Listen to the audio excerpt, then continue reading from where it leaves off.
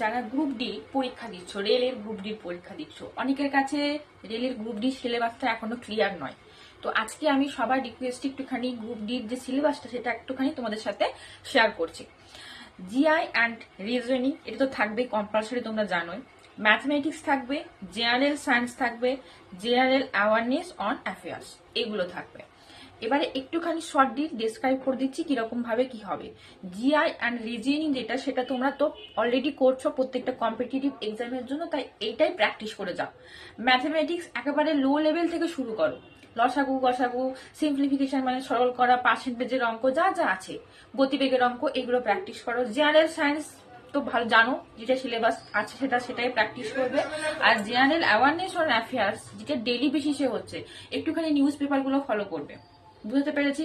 Political ব্যাপারগুলো একটুখানি নিজের আয়ত্তে আনবে।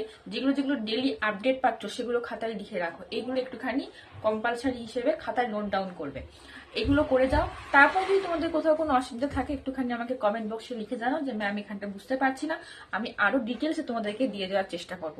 সবাই খুব ভালোভাবে পড়াশোনা করো, কারণ সেন্ট্রালের গ্রুপ ডি রেলের এটা কিন্তু তোমাদের কাছে একটা বিশাল বড় চান্স। তাই সবাই চেষ্টা করো খুব ভালো করে পড়াশোনা করতে, প্রিপারেশনটা খুব